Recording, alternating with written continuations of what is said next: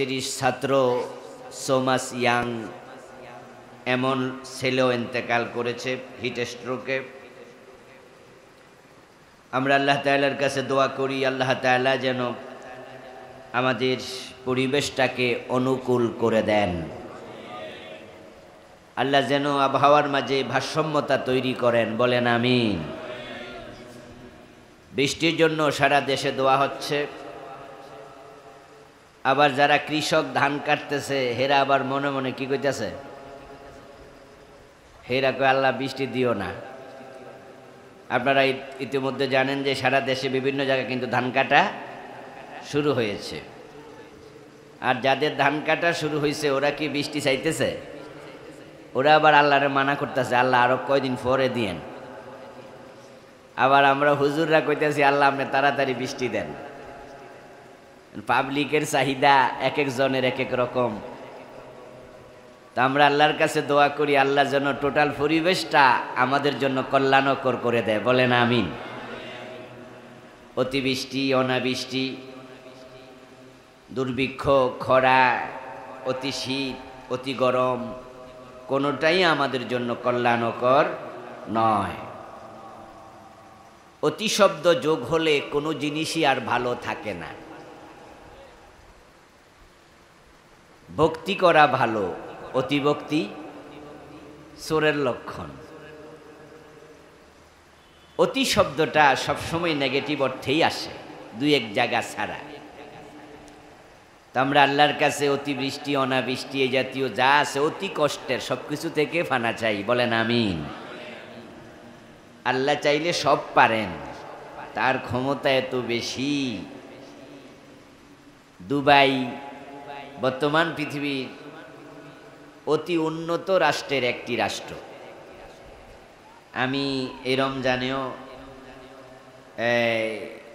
ওমরায় যাওয়ার পথে 3 দিন দুবাইতে ছিলাম, আরব আমিরাতে। তো সেখানে দেখলাম যে প্রায় রাস্তার পাশে ফুল বাগান, শত শত কিলোমিটার রাস্তা, দুপাশে না 3 জায়গায় ফুল বাগান, এই পাশে ওই পাশে মাঝখানে। দুবাই কি বাংলাদেশের মতো রাষ্ট্র নাকি মরুভূমির দেশ? জানেন তো, আরব বিশ্ব হলো মরুভূমির দেশ, যেখানে একটা ছোট্ট গাছ এটাকে যদি লালন পালন করতে হয় তার পিছনেও অনেক টাকা খরচ করা লাগে শুধু পানি দেওয়ার জন্য। তো সেখানে শত শত কিলোমিটার রাস্তার 3 জায়গায় দুই পাশে মাঝখানে ফুল বাগান বানায়া রাখছে, বুঝাই যায় টাকার কোনো অভাব নাই। তেলের খনি, স্বর্ণের খনি দেয়া রাখছে।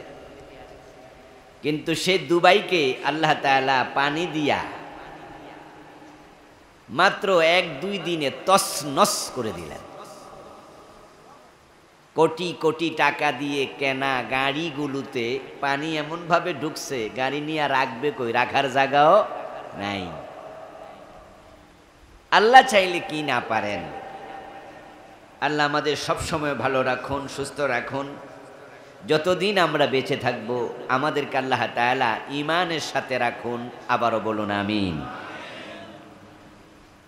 আল্লাহ তাআলার পবিত্র দরবারে লাখো কোটি শুকরিয়া জ্ঞাপন করছে যে মহান মনিব অত্যন্ত মেহেরবানি করে এলাকার যুবকদের উদ্যোগে আয়োজিত আজকের এই চমৎকার মাহফিলে আমাদের সকলকে হাজির হওয়ার তৌফিক দিলেন। কৃতজ্ঞতা তাকে জানাই যিনি আমাদেরকে দয়া করে সুস্থ রাখলেন, পবিত্র কোরআনের কথা বলার মতো, শোনার মতো কোরআন মুখে হৃদয়ে দিলেন। এই সব নেয়ামতের মালিক কে? সেজন্য আমরা আলোচনা শুরুতে মন প্রাণ উজাড় করে অন্তরের সবটুকুন শ্রদ্ধা এবং ভালোবাসা দিয়ে আমাদের মনিব আল্লাহ তাআলাকে শুকরিয়া জানাই, কৃতজ্ঞতা জানাই।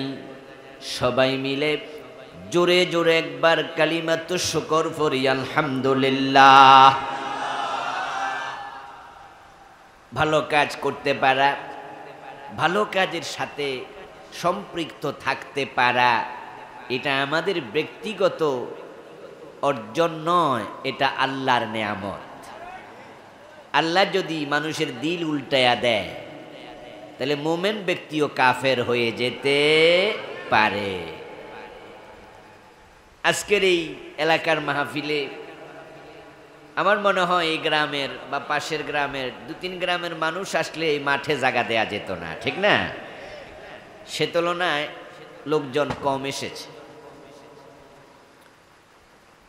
এরপরেও 2-4-5 মাইল দূর থেকে চলে আসছে এমন 2-4 জন আছে না? আবার পাশের বাড়ি আসে নাই, বাড়িতে বসে আছে, এমনও আছে না? নাই।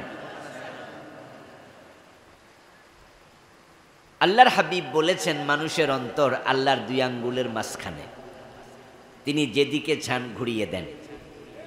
কোরআনের ভালোবাসা যার অন্তরে আছে, রাসূলের হাদিস সুন্নাহর ভালোবাসা যার অন্তরে আছে, কোরআনের মাহফিলে না এসে সে কি বাড়িতে বসে থাকতে পারে? আমরাও তো আলহামদুলিল্লাহ এখনো যদি কোথাও সুযোগ পাই, দিনই আলোচনা হয়, নিজেরাও আপনাদের মতো এরকম মাঠে বসে আলোচনা শুনতে শুরু করি। কারণ শিখার কোনো শেষ নাই। উতলুবুল ইলমা মিনাল মাহদি ইলাল লাহাদ, ইলম শিখো দোলনা থেকে কবর পর্যন্ত। বিশ্বজোড়া পাঠশালা মোর, সবার আমি ছাত্র, নতুন করে কত কিছু শিখছি দিবা রাত্র। কোরআনের মজলিসে সবচেয়ে বড় উপকার যেটা, সেটা হলো আপনি যতক্ষণ বসে থাকবেন ততক্ষণ কমপক্ষে কোনো গুনার কাজ হবে না। হাশরের ময়দানে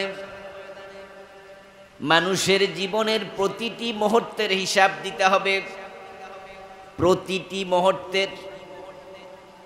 قال النبي صلى الله عليه وسلم لا تزول قدم ابن آدم حتى يسأل عن 5 عن عمره فيما أفناه। প্রিয় নবী বলছেন 5টি প্রশ্নের জবাব দেওয়ার আগে কিয়ামতের দিন কোনো মানুষকে কদম নাড়তে দেয়া হবে না, পা নাড়তে পারবে না মানুষ। 1 নাম্বার প্রশ্ন, আন উমরিহি ফিমা আফনাহু, 30, 40, 50, 80 বছর হায়াত দিয়েছি, এই হায়াত কোথায় কাটাইছো? আমি আল্লাহর কাছে 1 নাম্বারে সেই হিসাব দাও। তাহলে আজকে যে মাহফিলে বসে আছেন, এটা কি জীবনের অংশ নয়? এই সময়ের হিসাব কি দিতে হবে না? মাহফিলে আসলে সবচেয়ে বড় লাভ হলো এই 2 ঘন্টা 3 ঘন্টা 4 ঘন্টা যে মাহফিলে বসে আছেন, কোনো গুনাহ হয় নাই, না হওয়ার কারণে এই হিসাবটা দিয়ে দিবেন একবারে সহজে। সুবহানাল্লাহ। দ্বিতীয় নাম্বার উপকার হলো, যদি আপনি ইলম শিখার নিয়তে ঘর থেকে বের হন, যে হুজুর কথা বলবে কোরআন এবং হাদিস থেকেই, আমি কিছু শিখতে পারবো, শিখার কোনো শেষ নাই, এই নিয়তে ঘর থেকে যদি বের হন, প্রিয় নবীজি বলছেন মান খারাজা লি তালাবিল ইলমি কানা কাফারাতান লিমা মাদাম, যে ইলম শিখার জন্য ঘর থেকে প্রথম কদম দেয়, আল্লাহর সাথে সাথে আগের জীবনের সবগুলা সগীরা গুনাহ মাফ করে দেয়।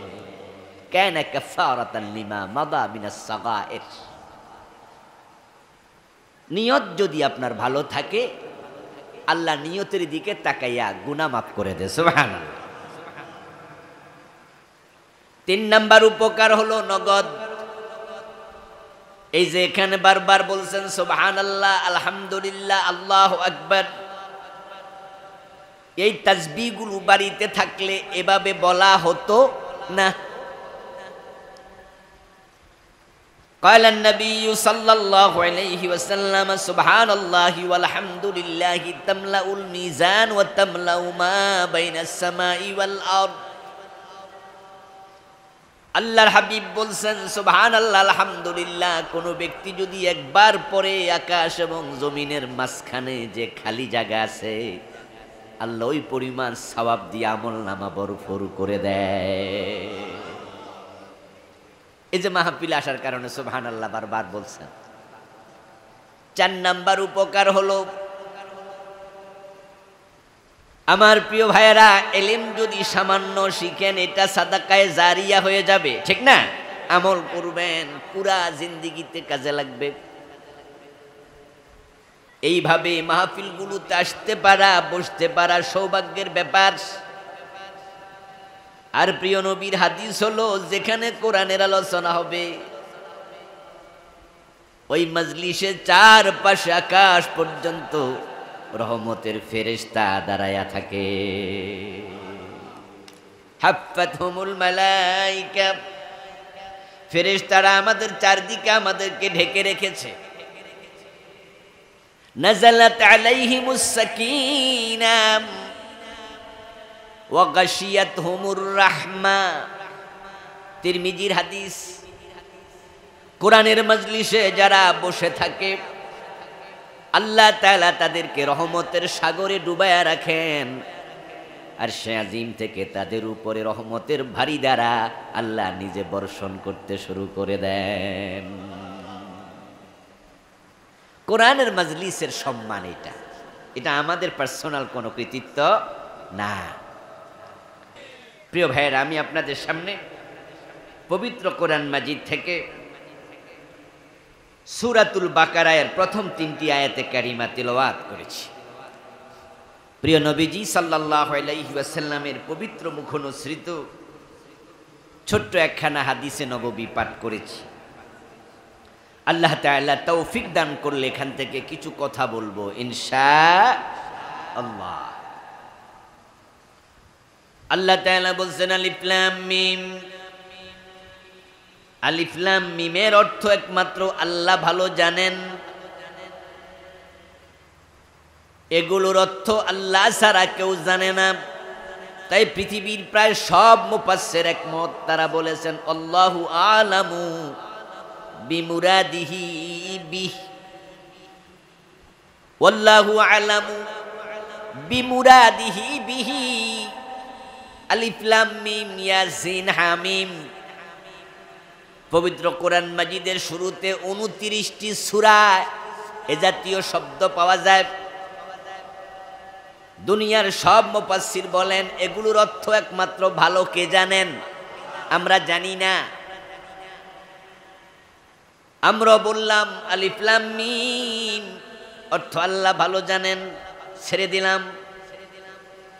এবার বলছি যালিকাল কিতাবু লা রাইবা ফি। কোরআন এমন এক কিতাব যাতে কোনো সন্দেহ নাই। সুবহানাল্লাহ। পৃথিবীতে একটাই কিতাব যেই কিতাবে সন্দেহ নাই, ভুল নাই, ভুল হওয়ার কোনো সম্ভাবনাও এমন কিতাব পৃথিবীতে আর একটাও নাই। আমরা জানি যে হাদিসের কিতাবের মাঝে সবচেয়ে সহিহ কিতাব যেটা, এটার নাম সহিহুল বুখারী, যেটাকে বাংলাদেশের লোকেরা বুখারী শরীফ বলে।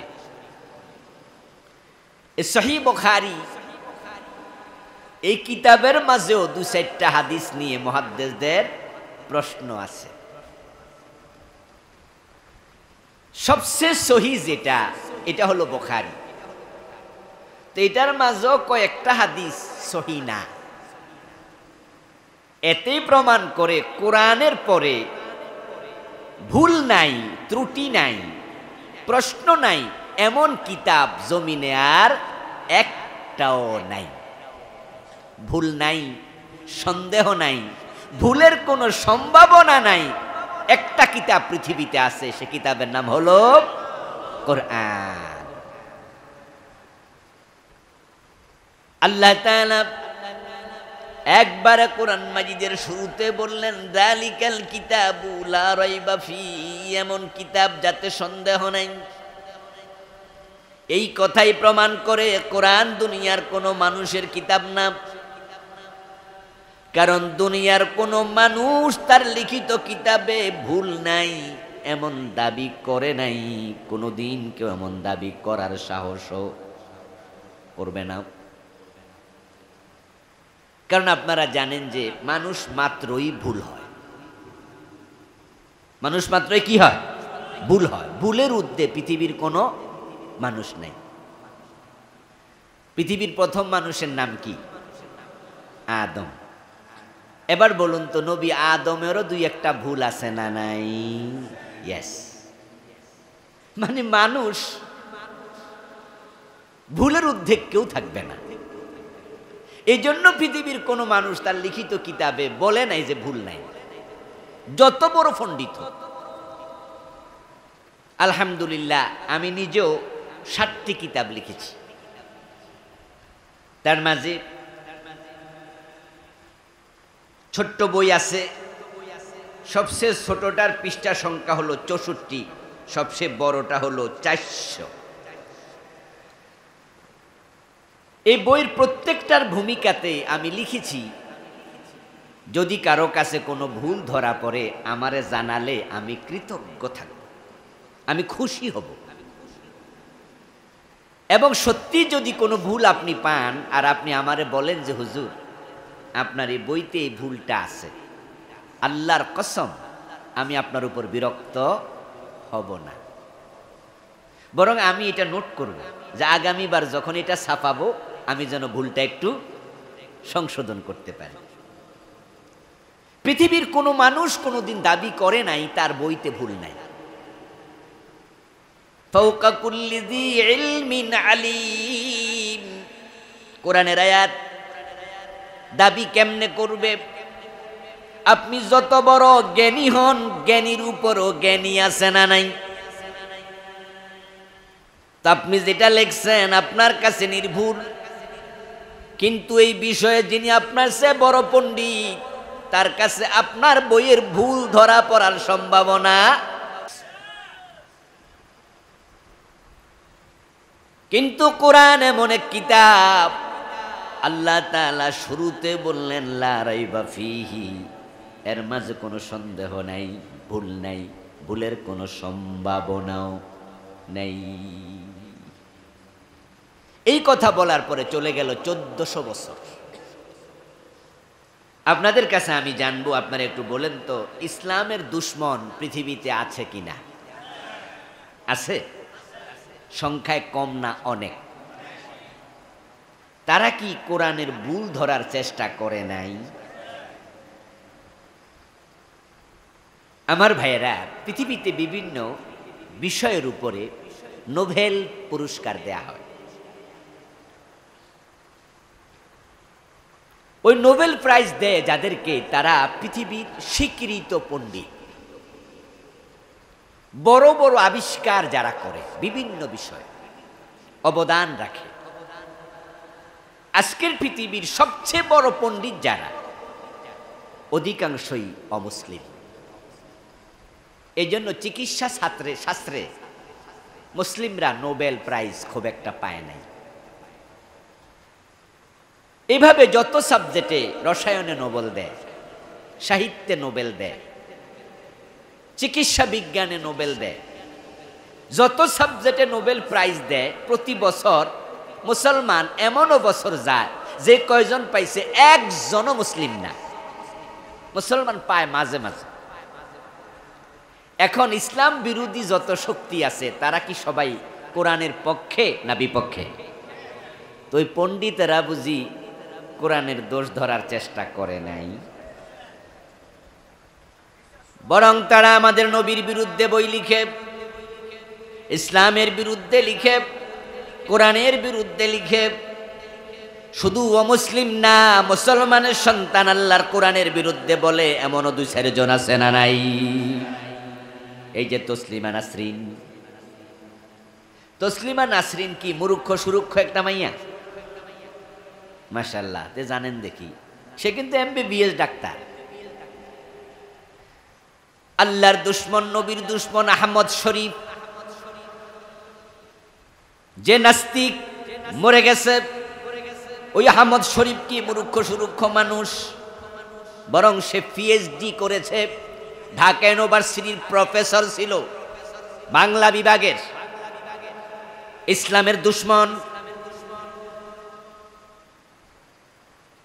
হুমায়ুন আজাদ, নাম শুনছেন? ঢাকা ইউনিভার্সিটির প্রফেসর ছিল। কোরআনের দোষ ধরার লোক তো হিন্দু, বৌদ্ধ, ইহুদি, খ্রিস্টানের মাঝে অভাব নাই, মুসলমানদের সন্তানদের ভিতরেও আছে। আমি ডক্টর হুমায়ুন আজাদের কথা বললাম। ওনার একটা বই নাম হলো পাকসার জমিন 7 বার, পিকুলিয়ার নাম। এ নাম মুখস্থ রাখাও সহজ না। এই বইটা উনি যখন লিখলেন, বাংলা ভাষায় লিখেছে। তখন ইনকালাব পত্রিকা, আমার দেশ এটা পত্রিকা ছিল না, এখন তো এটা ব্যান করে দিয়েছে। ওই পত্রিকায় খুব লেখালেখি হলো, কারণ হুমায়ুন আজাদ সাহেব এই বইতে নাকি ইসলামকে গালি দিয়েছে। পরে উনার বইটাকেও সরকার ব্যান করেছে। আজ থেকে 8-10 বছর আগে আমি এই বইটা রাস্তার পাশে বিক্রি হতে দেখে বইটা আমি কিনলাম। শুনেছি এই বইতে হুমায়ুন আজাদ সাহেব ইসলামকে গালি দিয়েছে। একটু পড়ে দেখি কি গালি দিল, কারণ যেহেতু এই বিষয়ে বিভিন্ন মাহফিলে কথা বলতে হয়, শুনে শুনে আন্দাজে কথা বলা কি ঠিক, এজন্য একটু পড়তে হবে। বইটা কিনলাম আমি শাহবাগ থেকে, চারুকলা অনুষদের সামনে, ঢাকা বিশ্ববিদ্যালয়ের। তারপরে আমি গাড়িতে বসে কলম হাতে নিলাম, দেখি কোন কোন জায়গা ইসলামকে কটু কথা বলেছে আমি দাগ দেব। আমার প্রিয় ভাইরা, 2-3 পৃষ্ঠা পরে আমি দাগ দিয়া এক পর্যায়ে কলমটা পকেটে রেখে দিলাম। দেখলাম পুরা বই কালো হয়ে যাচ্ছে, প্রতি লাইনে 2-1 বার গালি দিচ্ছে। আল্লাহকে, ইসলামকে, রাসূলকে, ফেরেশতাকে, জান্নাতকে, জাহান্নামকে, হুরকে, গেলমানকে, হজকে, নামাজকে, এমন কোন ইসলামের অনুষঙ্গ নাই যেটাকে সে আঘাত করে কথা বলে নাই। মুসলমানের সন্তান আমার বন্ধু, বলতেছিলাম কোরআনের দোষ ধরার জন্য লোক অভাব নাই, কিন্তু আলহামদুলিল্লাহ আল্লাহ 1400 বছর আগে বললেন এমন এক কিতাব নাজিল করেছি যাতে ভুল নাই, সন্দেহ নাই, ভুলের সম্ভাবনা নাই। আল্লাহর নবী, ইসলাম, কোরআনের দুশ্মনেরা যতই দুশ্মনী করুক, আজ পর্যন্ত কোরআনের কোনো ভুল প্রমাণ করতে পারে নাই। এতে প্রমাণ হয় কোরআন মানুষের লেখা কিতাব নয়, কোরআন নাজিল করেছেন কে? এটা বড় দামি কিতাব। قال النبي صلى الله عليه وسلم فضل كلام الله على سائر الكلام كفضل الله على خلقه। প্রিয় নবীজি সাল্লাল্লাহু আলাইহি ওয়াসাল্লাম বলেন, তামাম দুনিয়ার সব মানুষের কথার উপরে আল্লাহর কালাম, আল্লাহর কথার দাম অতটাই বেশি, তামাম মাখলুকাতের উপরে স্বয়ং আল্লাহর দাম যত বেশি। ইয়ারফাইল্লাহু আল্লাযীনা আমানু মিনকুম ওয়াল্লাযীনা উতুল ইলমা দারাজাত। কোরআন এমন এক কিতাব, এটার এতটাই দাম, এতটাই সম্মান। আল্লাহ তাআলা নিজে বলেন, যারা ঈমান আনবে এবং এই কোরআনের ইলম শিখবে, আমি আল্লাহ নিজ দায়িত্বে তাদের সম্মানও বাড়াইয়া দেই। এটা বড় দামি কিতাব, এটা আমাদেরকে দামি বানাতে এসেছে।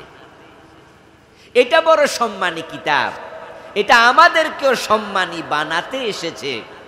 প্রিয় নবীজি বলেন, আল্লাহর কোরআন শিখার জন্য যারা ঘর থেকে বের হয়, ইন্নাল মালাইকাতা লা তাদউ আজনিহাতাহা রিদান লিতালিবিল ইলম, যারাই কোরআন শিখতে, হাদিস শিখতে বের হয়, এই কিতাবের সম্মানের কারণে আল্লাহর ফেরেশতারা তাদের পায়ের নিচে পাখা বিছাতে শুরু করে। সন্দেহাতীত এই কিতাব দামি, এই কিতাব আল্লাহ কেন নাজিল করলেন, নির্ভুল করে কেন পাঠালেন? নির্ভুল করে পাঠানোর কারণ আল্লাহ নিজে বলতেছেন, হুদাল্লিল মুত্তাকিন, যারা মুত্তাকি হতে চায় এই কিতাব তাদেরকে জান্নাতের পথ দেখাবে। যারা মুত্তাকি হতে চায়, হেদায়াত পেতে চায়, আল্লাহর জান্নাতে যেতে চায়, আমি তাদের জন্য কিতাব পাঠাইছি। এই কিতাব যারা অনুসরণ করবে, পড়বে, মানবে, এই কিতাব তাদেরকে টেনে টেনে আল্লাহর জান্নাতে নিয়ে যাবে। সুবহানাল্লাহ, এটা হেদায়াতের কিতাব। হিদায়াত যে ব্যক্তি পেতে চায় সে কোরআনের কাছে আসতে হবে। আমি বিশ্বাস করি আজকের এই মাহফিলে আপনারা যারা আছেন, হেদায়াত পাওয়ার চিন্তা আমাদের সকলের মনে আছে না নাই? আমরা হেদায়াত পেতে চাই। এই জন্যই তো আমরা প্রতিদিন নামাজে দাঁড়িয়ে একটা দোয়া আল্লাহর কাছে বারবার করি, ইহদিনাস সিরাতাল মুস্তাকিম। সূরা ফাতিহার মাঝে দোয়া আছেই একটা। সূরা ফাতিহার মাঝে নাই যে আল্লাহ তুমি আমারে টাকা দাও, পয়সা দাও, সম্পদ দাও, ইজ্জত দাও, ক্ষমতা দাও, আল্লাহ তুমি আমারে সুস্থ রাখো, আল্লাহ তুমি আমারে বেহেশত দাও, আল্লাহ তুমি আমারে দোজখ থেকে বাঁচাও, আল্লাহ আমারে ছেলে দাও, মেয়ে দাও। এগুলো কিচ্ছু নাই, শুধু একটা দোয়া আছে, আল্লাহ আমারে হেদায়াত দাও। সুবহানাল্লাহ পড়বেন না প্রিয় ভাইয়েরা? কয়টা দোয়া আছে? ইহদিনাস সিরাতাল মুস্তাকিম, হে আল্লাহ তুমি আমাকে সহজ সরল পথ দেখাও, হেদায়াতের পথ দাও। আমার প্রিয় ভাই, কারণ হেদায়াত সবচেয়ে দামি জিনিস। সুস্থ হইলে কি না হলেই কি মরা লাগবে, ক্ষমতা থাকলে কি না থাকলে কি মরা লাগবে, টাকা পয়সা থাকুক আর গরিব হন মরা লাগবে। এগুলো চাইয়া কি লাভ? আজ আছে কাল নাই। সব পাইলেন কিন্তু জান্নাতের পথ পান নাই, হেদায়াত পান নাই। তামাম দুনিয়ার প্রেসিডেন্ট হইয়াও লাভ নাই। আপনি বড় সুস্থ মানুষ, কোনো রোগ হয় না, আপনি হায়াত পাইছেন 300 বছর, 300 বছরের রোগ হলো না। সুস্থ জীবন পাইলেন, লম্বা হায়াত পাইলেন, কিন্তু জান্নাত পান নাই। এই লম্বা হায়াতের কোনো দাম। আর থাকার জন্য ঘর নাই, বড় গরিব, খাওয়ার জন্য খাবার নাই, পরিধান করার জন্য কাপড় নাই, পরের রিক্সা ভাড়া চালাইয়া সংসার চালান, অন্যের জমি চাষ কইরা কোনো রকম নিজে চলেন, বর্গা জমি করে। এত গরিব, এক টুকরো জমি নাই, পরের জায়গায় থাকে, থাকার ঘরটাও নাই, কিন্তু লোকটা হেদায়াত পাইছে, জান্নাতি জীবন পাইছে। গরিব হইলেও কোনো লস নাই, সে সৌভাগ্যবান মানুষ। সবচেয়ে দামি বস্তুর নাম হলো হেদায়াত। এই জন্য সূরা ফাতিহাতে আল্লাহ একটা দোয়াই দিছে, যেটা আমরা প্রতিদিন কমপক্ষে আল্লাহর কাছে 17 বার করি। কমপক্ষে কতবার? কারণ 5 ওয়াক্ত নামাজের ফরজ কয় রাকাত? মাশাআল্লাহ বলেন না, কয় রাকাত? 17 রাকাত। প্রতি রাকাতে সূরা ফাতিহা আছে না? আর যদি আমরা নফল পড়ি, সুন্নত পড়ি, বিতির পড়ি, তাহলে তো প্রতি রাকাতে আরও একবার আছে। শুধু ফরজ যারা পড়ে তারাও তো 17 বার এই দোয়া করে। এই দোয়াটা সূরা ফাতিহার ভিতরে ঢুকাইয়া দিছে কে? মাশাআল্লাহ, বাকিরাও বলেন কে ঢুকাইছে? তাহলে আল্লাহ বোঝে, ও বান্দারা এটা আমার কাছে চা, কারণ আমি আল্লাহর কাছে সবচেয়ে বড় দামি জিনিসের নাম হেদায়াত। সুবহানাল্লাহ, এটা আমার কাছে তোরা চেয়ে নে। আমার বন্ধু হযরত বেলাল হেদায়াত পেয়েছে, তাই বেলাল বড় সৌভাগ্যবান মানুষ। অথচ বেলাল ছিল মক্কায় মানুষের কৃতদাস, মানুষের গোলাম। আর আবু জেহেল ছিল মক্কার নেতা, কিন্তু হেদায়াত পায় নাই, কপাল পুড়ে গেছে। আমরা বেলালের নাম শুনলে সম্মান করি, আবু জেহেলের নাম শুনলে আমাদের ঘৃণা আসে, ঠিক না? অথচ সামাজিক পজিশনে বেলাল এবং আবু জেহেল দুইটা কত পার্থক্য। আবু জেহেল ছিল মক্কার 1 নাম্বার ব্যক্তি, মানে আজকের প্রধানমন্ত্রীর মতো। আর বাংলাদেশে ক্ষমতার দিক থেকে সবচেয়ে প্রধান যিনি, তিনি প্রধানমন্ত্রী না? এই আবু জেহেল ছিল মক্কার প্রধানমন্ত্রী, অথচ হেদায়াত পায় নাই। এই আবু জেহেল আজকে তামাম দুনিয়ার মানুষের কাছে সম্মানিত না অপমানিত? আর বেলাল কি ছিলেন? বেলাল কি ছিলেন? কৃতদাস। বাবা ছিল গোলাম, বেলাল গোলাম, গোলামের ঘরের গোলাম। কিন্তু হেদায়াত পাওয়ার কারণে আজকে সম্মান কত বেশি। বেলাল যদি আজকে জীবিত হয়ে আসতো আর আমরা রাস্তায় দেখা পেতাম যে উনি হযরত বেলাল, ওই কালো মানুষটারা আমরা কান্দে লইয়া লাফাইতাম, ঠিক না? নিজের গায়ের জামা খুইলা ওনার পায়ের ধুলা মুছে দিতাম। হেদায়াত বড় দামি জিনিস। আপনি 17 বার দিনে হেদায়াতের জন্য দোয়া করছেন। আমার প্রিয় ভাই, কোরআনের প্রথম সূরা, সূরা ফাতিহা, ওখানে আছে ইহদিনাস সিরাতাল মুস্তাকিম। আল্লাহ আমারে হেদায়াত দাও, হেদায়াত দাও। হেদায়াত কি বাজারে কেনা বেচা হয়? ফ্যাক্টরিতে উৎপাদন হয়?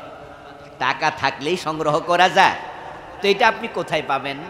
এই যে আল্লাহর কাছে চাইলেন দিনে 17 বার, আল্লাহ আমারে হেদায়াত দাও, হেদায়াত দাও, পাবেন কই? চাইলেন তো। প্রথম সূরা ফাতিহা বললেন আল্লাহ হেদায়াত দাও। এবার দ্বিতীয় সূরা বাকারা আল্লাহ তাআলা শুরুতে বলেন যালিকাল কিতাবু লা রাইবা ফীহি হুদাল লিল মুত্তাকিন। ও আল্লাহর বান্দা, সন্দেহাতীত করে কোরআন আমি নাজিল করেছি, এর মাঝে আমি মুত্তাকিদের জন্য হেদায়াত রেখে দিছি।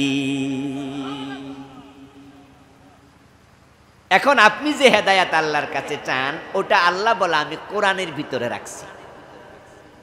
কোরআন হলো হেদায়াতকারী, হাদা হুদা। এবার আপনারাই বলুন তো, যে হেদায়াত আমরা চাই সেটা পেতে হলে কোরআনের কাছে যাওয়া দরকার আছে না নাই? বাংলাদেশের লোকেরা কোরআনের কাছে বেশি যায় না ফির সাহেবের কাছে বেশি যায়? এই যেটা সত্য এটা কিন্তু কইেন, হেসা কথাটা কন নাই। এই দেশের লোকেরা হেদায়াতের জন্য কোরআনের কাছে বেশি যায় না পীরের কাছে বেশি যায়? অথচ হেদায়াত কি পীরের হাতে না কোরআনের কাছে? পীর সাহেব যে হেদায়াত পাইছে, পীর সাহেবের হেদায়াত তো আল্লাহর কোরআনের কাছে, ঠিক কি না? কোরআন যদি আপনি না পড়েন, কোরআন যদি না বোঝেন, কোরআন যদি না মানেন, পীরের কাছে মুরিদ হলো হেদায়াত মিলবে না। আমাদের দেশের লোকেরা এখানে বড় ভুলে আছে। আর এই ভুলের কারণে, ভ্রান্তির কারণেই তো ভণ্ড পীরের দরবারও মুরিদের অভাব নাই। আচ্ছা, একবারে ল্যাংটা পীর, কাপড় সোপড় নাই, হেরো মুরিদ বাংলাদেশে আছে না নাই? কি আশ্চর্য এক দেশ! মানে যে কোথায় পড়ে না, লুঙ্গি গাদ দেয় না, হের পিছনে পাবলিক ঘুরতেছে। যে পীর নামাজ পড়ে না, এমন পীরের মুরিদ বাংলাদেশে আছে না নাই? হের কাছেও মুরিদ। যেই পীর প্রকাশ্যে সেজদা নেয়, মুরিদ পায়ে সেজদা দেয়, এমন পীরের দরবারেও মুরিদ আছে না নাই? আচ্ছা, কম না বেশি? অভাব নাই, হাজার হাজার লাখ লাখ। আমার প্রশ্ন হলো, কেন এত মানুষ ভণ্ড পীরের দরবারে? কেন? বিভিন্ন পীরের মুরিদ এখানেও আছেন। আমি ব্যক্তিগতভাবে পীর বিরোধী মানুষ নই, কারণ আমি জানি বাংলাদেশে ইসলাম প্রচার করতে কোনো নবী আসেন নাই। তাহলে দেশে ইসলাম প্রচারের পিছনে পীর সাহেবদের ভূমিকা স্বীকার করতেই হবে। হযরত শাহজালাল, শাহপরান, খানজাহান আলী, জৌনপুরের পীর সাহেব, শর্ষিনার পীর সাহেব, পুরপুরার পীর সাহেব, এক সময়, আজকে যারা আছেন তাদের বাবা, তাদের দাদার কথা বলছি, যখন রাস্তাঘাট ছিল না, তখন তারা ঘোড়ায় চড়ে, পালকিতে চড়ে, নৌকায় চড়ে এদেশে ইসলাম প্রচার করছে। শর্ষিনার পীর সাহেব যদি সেখানে শর্ষিনায় মাদ্রাসা না বানাতেন, ধামতির পীর সাহেব যদি মাদ্রাসা না বানাতেন, সরমনাইয়ের পীর সাহেব যদি মাদ্রাসা না বানাতেন, ফুরফুরার পীর সাহেবরা যদি মাদ্রাসা না বানাতেন, তাহলে ওয়াজ করার জন্য আলেমও পাওয়া যেত না। আমি নিজেও ধামতি আলিয়ার ছাত্র। তো ধামতি মাদ্রাসা বানাইছে কে? আল্লামা আজিমউদ্দিন রহমতুল্লাহ আলাই, ধামতির পীর সাহেব। ওখানে 6 বছর লেখাপড়া করে কামেল পাশ করছে। আচ্ছা, আপনারা পীরের পক্ষে, আমিও পীরের পক্ষে, তাহলে এখন তো আর আমার কথা শুনতে আর অসুবিধা নেই। কিন্তু আবার ভুল বুঝাতো মনে মনে করতেন খাইছে রে পীর, এর মনে ধরছে না। এবার আপনারা জবাব দেন তো, বাংলাদেশে যে পাবলিক পীরের কাছে এত বেশি গেল কোরআন ছাইরা দিয়া, বাংলাদেশে যত পীর সব হক্কানি না ভণ্ড আছে? কথা কয় না, চুপ করে থাকবেন কেন? ভণ্ড আছে। আচ্ছা, এবার বলুন তো, ভণ্ড পীরের সংখ্যা কি কম না বেশি? বরং ভণ্ড পীরের সংখ্যাই বেশি। আমার বন্ধু, এখন কে ভণ্ড কে হক কেমনে চিনবেন? কেমনে চিনবেন? যদি আপনি কোরআন না পড়েন, হাদিস না পড়েন, তাহলে ভণ্ড পীরের হাতে পড়ার সম্ভাবনা আপনারও। আর যদি কোনো ব্যক্তি ড্রাইভিং সিটে মাতালরে বসাইয়া দেয়, গাড়ির যাত্রী হাজি সাহেব হোক আর হাফেজ সাহেব হোক আর মাওলানা হোক, যার হাতে গাড়ির স্টিয়ারিং, যে ড্রাইভিং সিটে বসে আছে, হে যদি মাতাল হয়, তাহলে গাড়ি হাজি সাহেবরে লইয়া খালে যাওয়ার সম্ভাবনা আছে না নাই? তা আপনি যদি পীরের হাতে বায়াত হন, সে পীর ভণ্ড হয়, ওই ভণ্ড পীরের হাতে বায়াত হলে ঈমান যাওয়ার সম্ভাবনা আছে না নাই? তাহলে আগে তো আপনি বুঝতে হবে পীরটা খাঁটি না ভণ্ড, সেটা বুঝার জন্য প্রথমে কোরআনের এলেম লাগবেই। এই জন্য মানুষের প্রথম কাজ হলো কোরআন পড়া। আচ্ছা, আপনারা যেখানে, আমার সামনে যারা আছেন, 7-8-10 বছর বয়সে পীর সাহেবের মুরিদ হইছেন, এমন কেউ আছেন নাকি? আমিও পীর সাহেবের মুরিদ হইছিলাম, যদিও এখন আর সে মুরিদ নাই, ছুটে গেছে। কারণ সে পীর পরবর্তীতে বড় হইয়া দেখছি তার মাঝে বেদাতের অভাব নাই, আর যে পীর বেদাত করে সে হক্কানি পীর ছেড়ে দিয়েছি। আমরা পীরের মুরিদ যারা আছি, আমরা মুরিদ হয়েছি 10 বছর পরে, 12, 13, 14, 15, 18, 20, 25, 30 বছর বয়সে। কিন্তু বলুন তো, আমরা সূরা ফাতিহা যখন শিখছি, কোরআনের প্রথম সূরা, তখন বয়স কি 30-40 ছিল না? 7-8 বছর। তাহলে প্রথম দর্শন, প্রথম সম্পর্ক পীরের সাথে হয় না কোরআনের সাথে?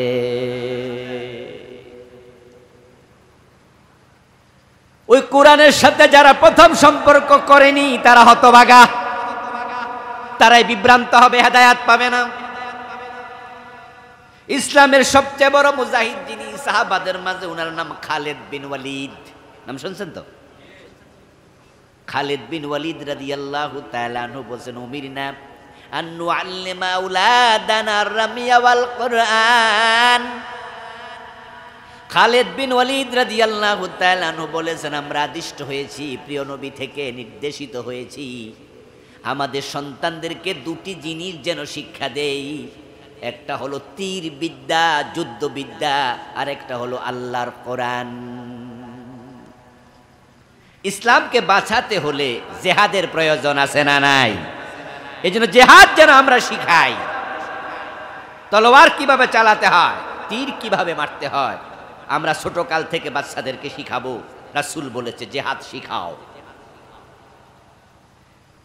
কিন্তু আজকের পৃথিবীর মুসলমানেরা জেহাদ নিজেও শিখে না, বাচ্চাদেরকেও শিখায় না, বরং জেহাদের কথা শুনলে মুখ কালা করে আলা।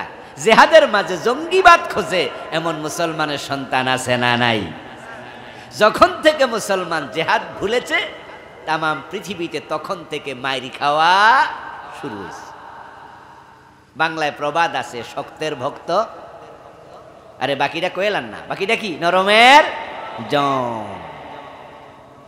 আপনি দেখবেন যে একবারে সহজ সরল পাবলিক হেরে চেয়ার ছাইরা দিয়ে খাড়ায় না, হেরে কেয়ারই করে না। আরে আমাদের যে শিক্ষকরা ক্লাস নিত, যে টিচার একবারে খুব আলা বলা, ছাত্ররা কি হেরে ডরাইতো? কথা বলেন না বেরা, ডরাইতো? আপনারা কি 2-1 জন টিচার আসিল না সোজা সরল? বরং হেরে যায় আরো উল্টা গুতা মারত। সাপের মাঝে এক জাত সাপ আছে, এমনে থায় ফনা দইরা, এটার নাম কি? ফানক সাপ, জাত সাপ। আরেক সাপ আছে যেটা পুকুরের মাঝে, কুয়ার মাঝে পানি সেচ চালাইলে মাছ ধরার জন্য, তখন দেখ মাছের সাথে হাঁড়ে শুয়ে থাকে, এটার নাম মাইট্টা সাপ। ফোলাফান মাইট্টা সাপের লেজে দুইটা ঘুরাইছে, এমন ফোলাফান এনো আছে যারা ওনার ফোলাফান নেই, বুড়ো হয়ে গেছে। আমরাও কত লেজে দুইটা ঘুরাইছি। আচ্ছা, ফানক সাপের কয়দিন লেজে ধরছেন? দেখলে দৌড় মারছেন চিৎকার দিয়া মা কইয়া। এটা দুনিয়ার নিয়ম। মুসলমানের এক হাতে ছিল কোরআন, আর এক হাতে ছিল তলোয়ার। মুসলমান যেখানে গিয়েছে বিজয় তাদের পায়ে চুমু দিয়েছে। শাহজালালের বাড়ি ইয়ামান রহমতুল্লাহি আলাইহি, তিনি এসেছেন শাহজালাল সিলেটে। কোথায় ইয়ামান, কোথায় সিলেট? সিলেটে এসে দেখেন এখানে রাজত্ব চলছে হিন্দুদের। ওখানে একজন রাজা আছে যার নাম ছিল গোবিন্দ। শাহজালাল রহমতুল্লাহি আলাইহি আসার কিছু দিনের ব্যবধানে একজন ব্যক্তির কান্নার আওয়াজ ওনার কানে গেল। জিজ্ঞাসা করলেন, কে কাঁদে, কেন কাঁদে? লোকজন বলল, অমুকের ছেলে জন্ম নিছে, তাই সে আকিকা ছাগল দিয়া না কইরা গরু দিয়া আকিকা করছে। এখন গরু জবাই করছে শুনে গুরু গোবিন্দ ওই ছোট্ট বাচ্চাটাকে তার কোল থেকে কাইরা নিয়া তলোয়ার দিয়া জবাই করে দিছে। হযরত শাহজালাল এই কথা শোনার সাথে সাথে 100 দানা তাসবিহ লইয়া মসজিদের কোনায় ঢুকা সুবহানাল্লাহ সুবহানাল্লাহ জিকির কইরা আল্লাহর কাছে বিচার দিছে, আল্লাহ তুমি প্রতিশোধ নেও, নাকি তলোয়ার হাতে নিছে? কথা কওয়া লাগবো কিন্তু। কি শাহজালাল মসজিদের কোনায় ঢুকছে না তলোয়ার হাতে নিছে? জানেননি কাহিনী? না জানলে শোনেন, যারা জানেন ভালো। শাহজালাল রহমতুল্লাহ আলাইহি শোনার সাথে সাথে বললেন, এই মুসলমানেরা, গরু জবাই করা তার অধিকার, কিন্তু তাই বলে তার সন্তানকে জবাই করার কোনো অধিকার গরু গোবিন্দের নাই। চলো আমরা প্রতিশোধ নেব। গরু গোবিন্দকে বলবো কোন সাহসে মুসলমানের গায়ে হাত দেয়। খবর চলে গেল গরু গোবিন্দের কাছে। গরু গোবিন্দ বলল, কি বলে? কোথাকার কোন শাহজালাল? গড় আমার বাড়ি, আমার এলাকা, আমার এলাকার আমি নেতা, তার বাড়ি ইয়ামান, সে কিনা আমার বিরুদ্ধে তলোয়ার হাতে নেয়। ঠিক আছে, তোমরাও রেডি হও। জিহাদ শুরু হয়ে গেল। আপনারা যারা জানেন তারা একটু জবাব দিয়েন, সে জিহাদে বিজয়ী হয়েছে কি গরু গোবিন্দ না শাহজালাল? এবার বিজয়ের পরে শাহজালালের সেই সিলেটে ইসলাম কায়েম হয়েছে কিনা? এটাই হচ্ছে মুসলমান।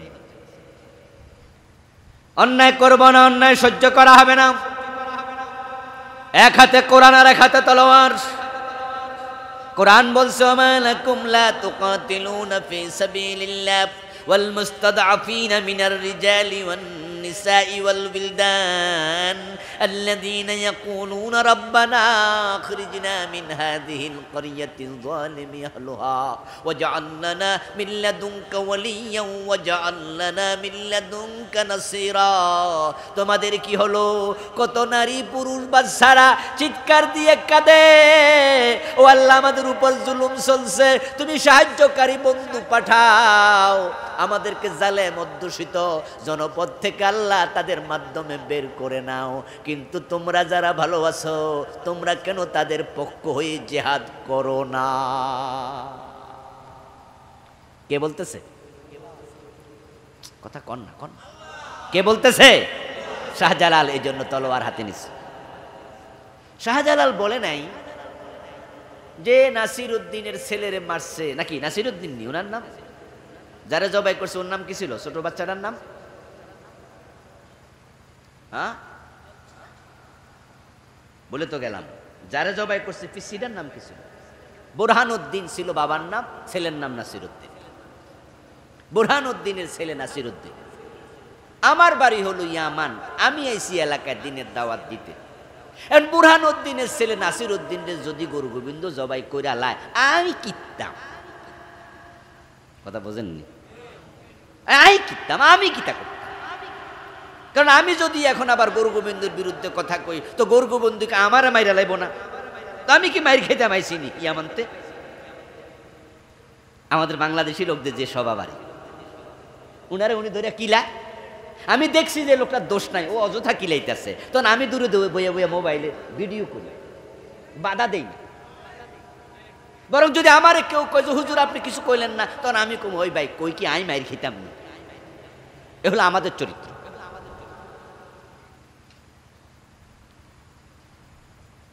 প্রেসিডেন্ট ছিল রডারিক, দেশের নামে স্পেন, সে ছিল খ্রিস্টান, মুসলমান ছিল সংখ্যায় বড় কম।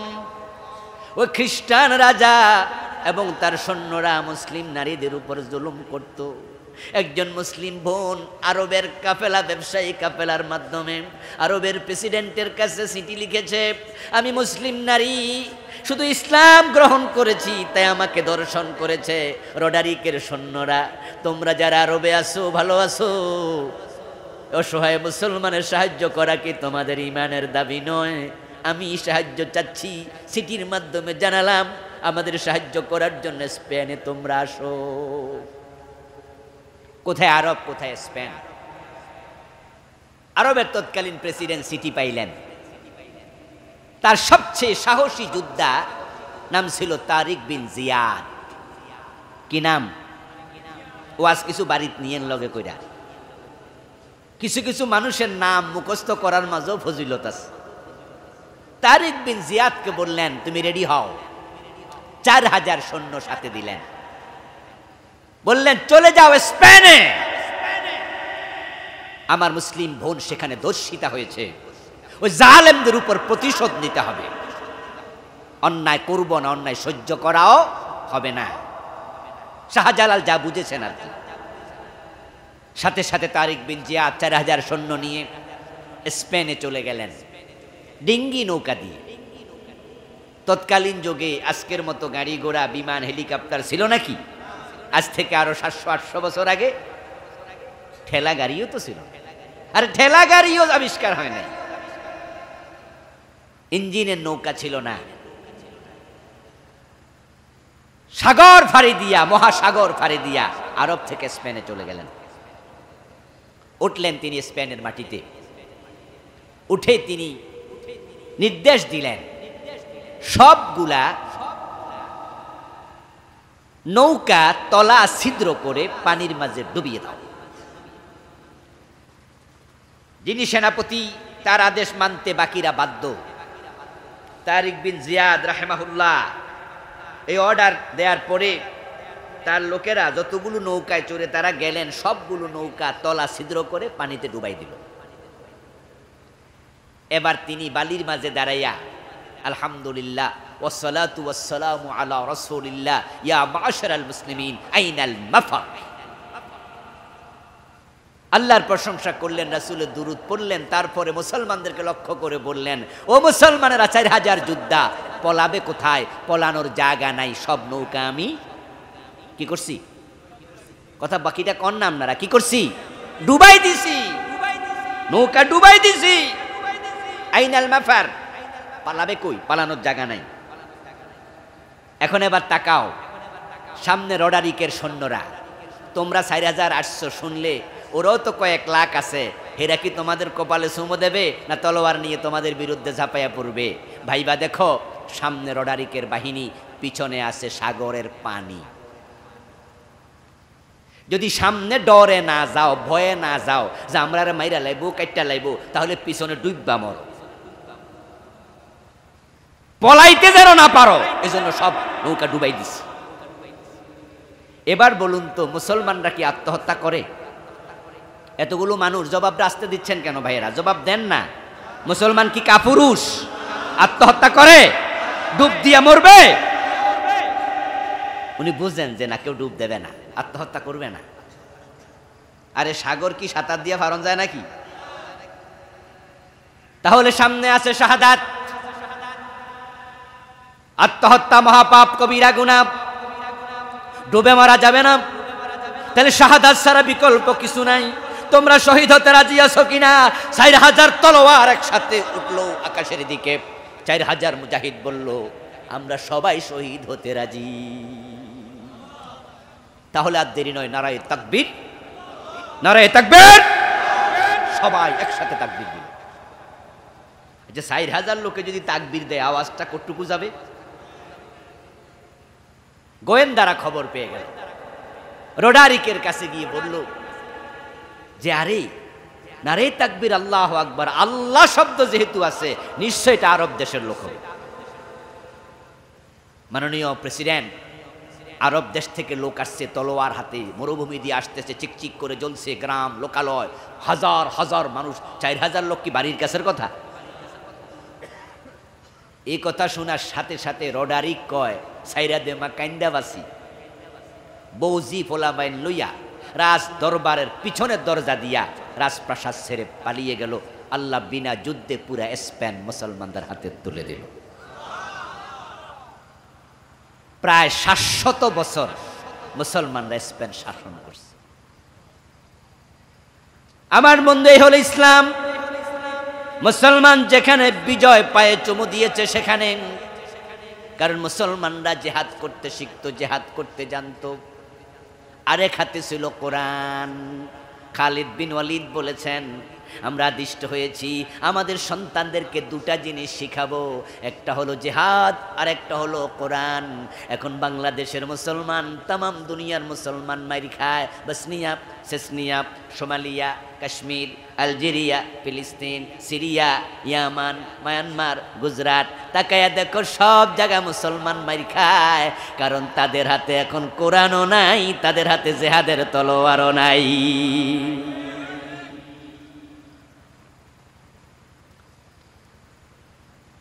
এই যে বাংলাদেশে আমরা মানুষ আছি প্রায় ধরেন 20 কোটি।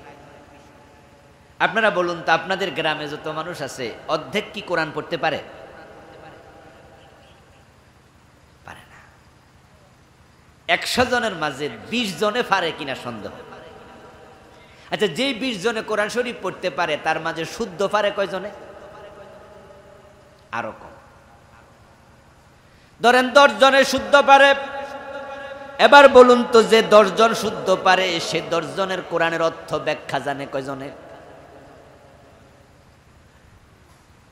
হিসাব করেন।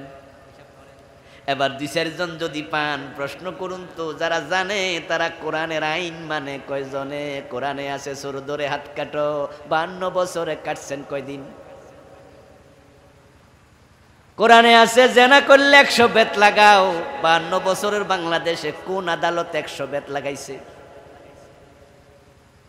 কোরআনে আছে, আমার দোস্ত, হাদিসে আছে মদ পান করলে 80 বেত লাগাও, বাংলাদেশে 80 বেত লাগাইছে কোন দিন? কোরআনে আছে আলা লাহুল খালকু ওয়াল আমর, সাবধান, সৃষ্টি যার, আইন চলবে শুধু তার। এই 52 বছরের বাংলাদেশ আল্লাহর আইনে চলে না, ব্রিটিশ আইনে চলে। তো কোরআন কই? মুসলমান কোরআনও ছাইরা দিছে, জেহাদের তলোয়ারও ছাইরা দিছে। এজন্য দুনিয়া এখন তাদের আর সম্মান নাই, তারা মাইরি খাওয়া জাতিতে পরিণত হইছে।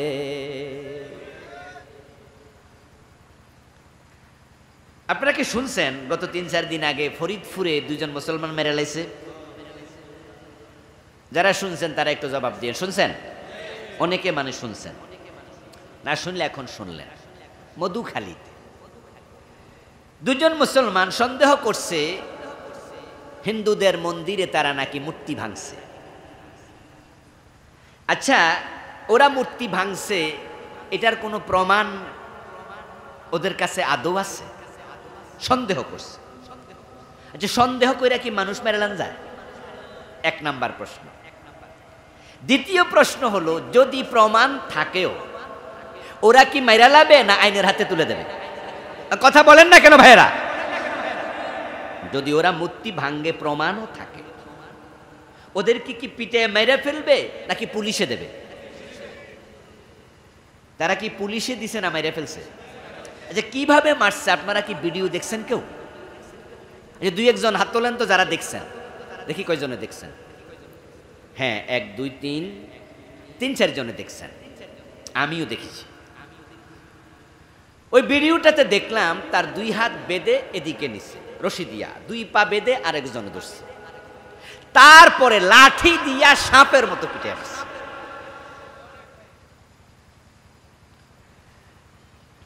হিন্দুদের সাথে বাংলাদেশে আমাদের কোনো সংঘর্ষ নাই, সংঘাত নাই। এই দেশের হিন্দুরা মুসলমানরা আমরা ভাইয়ের মতো বন্ধুর মতো এক বাজারের তরকারি কিনি, ঠিক না? একসাথে চলি। এই 52 বছরের বাংলাদেশে আমাদের দেশে কোনো ধর্মীয় রায়ট হয় নাই। আমরা মুসলমানরা মনে করি সংখ্যালঘু হিন্দুরা আমাদের কাছে আমানত। বরং হিন্দুদের দোকানে আমরা যখন খরচ করতে যাই তখন আমরা তাদেরকে হিন্দু মনে করি না, এই দেশের নাগরিক মনে করি, ঠিক কিনা? যদি কোনো হিন্দু গাড়ি অ্যাক্সিডেন্ট করে হাসপাতালে যায়, রক্ত লাগে, তাহলে আমরা মুসলমানরা রক্ত দিত দ্বিধা করি না। কিন্তু তারা যা আমাদের 2 জন মুসলমানকে সাপের মতো পিটাইয়া মাইরা ফেললো, এ নিয়ে আপনারা ভিডিও দেখছেন 3 জনে। আচ্ছা, টেলিভিশনের খবরে কয়জন দেখছেন যে ভিডিওটা প্রচার পেয়েছে? একজনও দেখেননি। ওই ভিডিও খবরে যাবে না। আচ্ছা, খবরে ফলাও করে প্রচার করছে কোন টেলিভিশন? করেনি। কি বুঝেন? বুঝেন যে আপনারা এমন মাইরি খাওয়া জাতি, বসনিয়া সেসনিয়ায় না, বাংলাদেশও শুরু হয়েছে, বাংলাদেশও শুরু হয়েছে। আমরা 90% মুসলমান, আমাদের দেশে 2 জন মুসলমানকে এইভাবে তারা সাপের মতো পিটাইয়া মেরে ফেললো। আমাদের মুসলমান সাংবাদিকরাই কয় না, প্রচার করে না টেলিভিশন চ্যানেল। আচ্ছা, আগামী পরশুদিন যদি আপনাদের সোনার গায়ে পিটাইয়া মারে, সেটাও কি প্রচার করবে? করবে না। কপাল পড়া মুসলমান, তোমাদের কপাল অনেক আগে পড়া শুরু হয়েছে, সেটা বাংলাদেশে এসেও পৌঁছে গেছে। মায়ানমারে পিটাইছে, সাপের মতো পিটাইছে, পাখির মতো গুলি করছে, কসুর মতো কাটছে। 10 লাখের বেশি মুসলমান, রোহিঙ্গা মুসলমান নাফ নদী পার হইয়া বাংলাদেশে আইসা পলাইছে, আশ্রয় নিছে।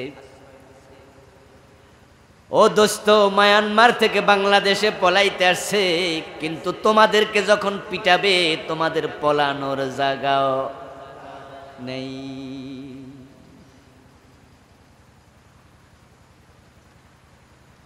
কোরআন ছেড়েছ, তলোয়ার ছেড়েছ, 2টাই ছেড়েছ। জিহাদ সন্ত্রাস নয়, জঙ্গিবাদ নয়, জঙ্গিবাদের সাথে জিহাদের কোনো সম্পর্ক নাই, বরং জিহাদ একটা ইবাদতের নাম। বাংলা ভাইয়ের মতো মানুষ মেরে গাছে ঝুলানোর নাম জিহাদ নয়। শায়েখ আব্দুর রহমানের মতো 500 জায়গায় বোমাবাজির নাম জিহাদ নয়। সিনেমা হলে বোমা মেরে নিরীহ দর্শক হত্যার নাম জিহাদ নয়। আদালতে বোমা মেরে বিচারক হত্যার নাম জিহাদ নয়। আমরা যে জিহাদ কোরআন হাদিস থেকে শিখেছি সেটা হলো অন্যায় করব না, অন্যায় সহ্য করা হবে না, অন্যায় যেখানে প্রতিবাদ সেখানে, মুখ দিয়ে বলবো, কলম দিয়ে লিখবো, মাইক দিয়ে প্রচার করব, সেমিনার সিম্পোজিয়াম করব, আবার যখন প্রয়োজন হয় তলোয়ার হাতে তুলে নেওয়া লাগবে।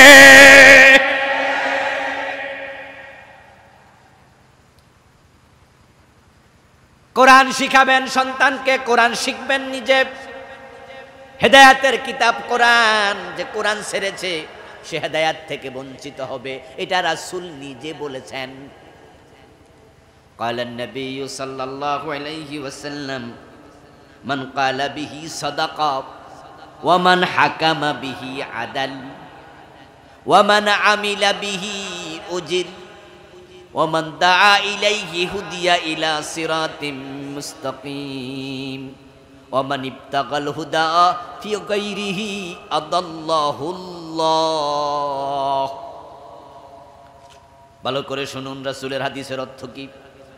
অর্থ হলো যে কোরআন দিয়ে কথা বলে সে সত্য বলে, যে কোরআন দিয়ে আমল করে সে ভালো আমল করে সওয়াব পাবে, যে কোরআন দিয়ে বিচার করে সে ন্যায় বিচার করে, যে কোরআনের দিকে মানুষকে ডাকে, আল্লাহ ডাকনেওয়ালাকে হেদায়াত দেয়।